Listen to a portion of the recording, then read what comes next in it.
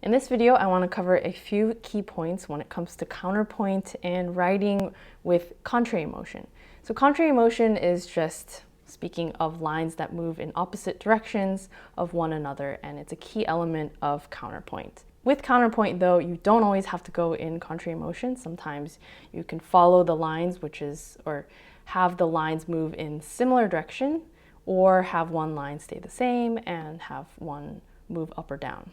So there are many variables of this, but the key element that I think is very important is that whatever you're doing with the lines, it must honor and respect the independence of the lines.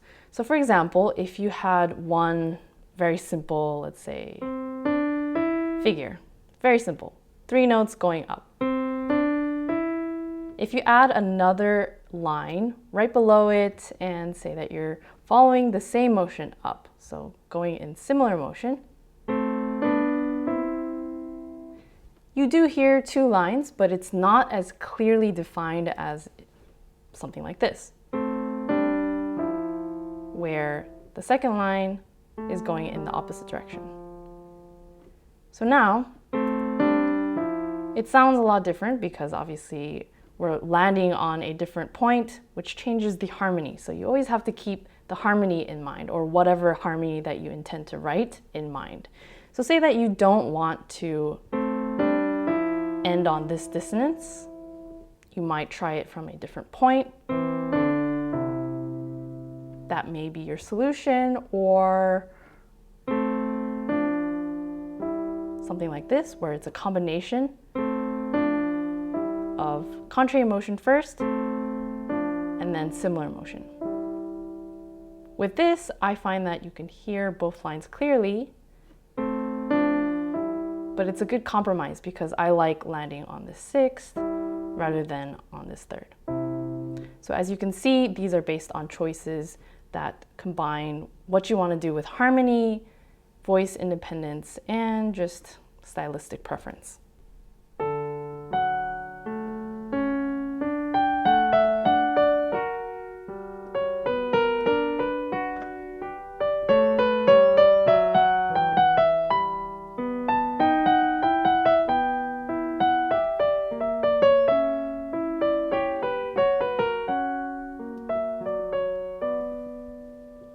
Now this section, like all of Bach's music, basically is a perfect blend of similar motion, oblique motion, and contrary motion. And it's all serving the harmony and the melody and the different lines. If you look at this measure here,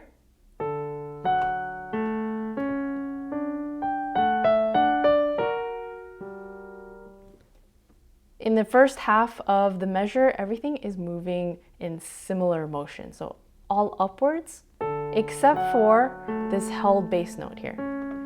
And that is what adds the extra dimension. Without the separation of the lines, it seems flatter, or it sounds flatter.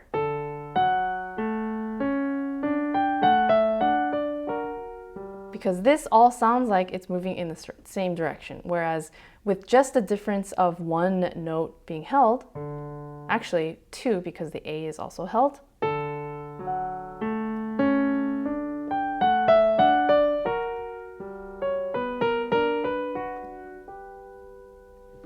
there's just more texture there. Also, if you notice this being a held note and keeping the harmony rather stationary in this measure, it invites the similar motion more than it does in sections where the chord, the harmony is changing. For example, let's move on.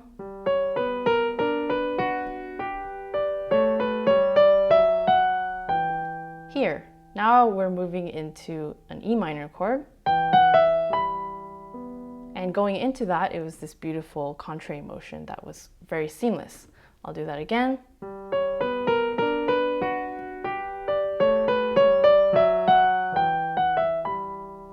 And in general, if you scan through a lot of his music and a lot of contrapuntal music, when there are chord changes, a lot of times it is in contrary motion because you can really hear, again, the separation of the lines. Say that in this measure, here, right here, instead of going in contrary motion, I changed the notes to maybe go similar motion. Here, this wouldn't really work because I'm running out of room here. So let's try another way.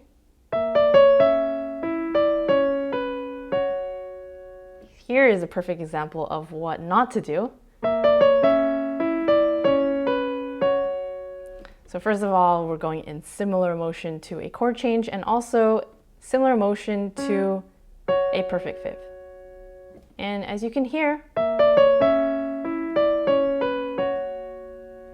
the change, the shift here, also I'm taking out the G because of this change, but regardless, when the chord changes, it's not as satisfying. We're not smoothing into it with voice leading, nor are we providing directional change with the lines so that we can hear the independent voices.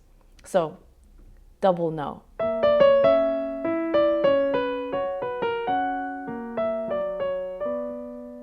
It's not the end of the world, but it just doesn't sound as good as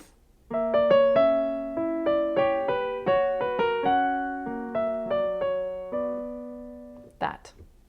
Now let's move on to another example. Say that we have a line that goes something like this.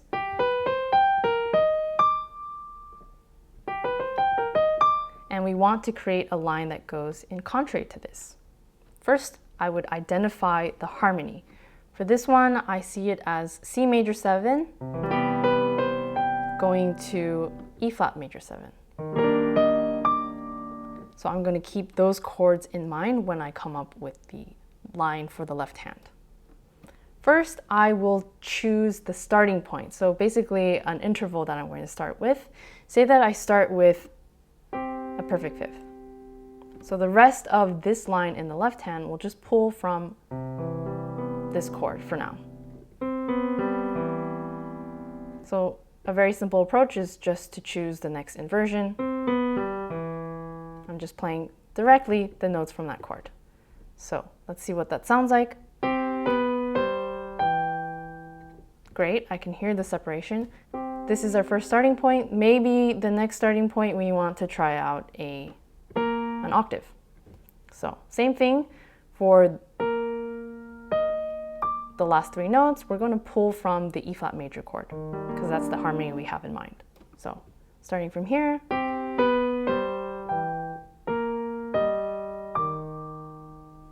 That's an option. Personally, I don't like how that sounds because there are a lot of fifths and octaves.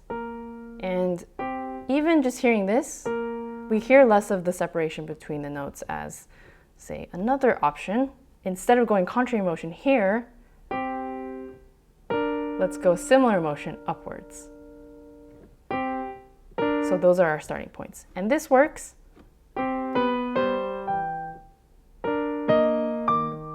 because the notes from each starting point go outwards, so we have the contrary motion built in, but the starting points won't be in contrary motion.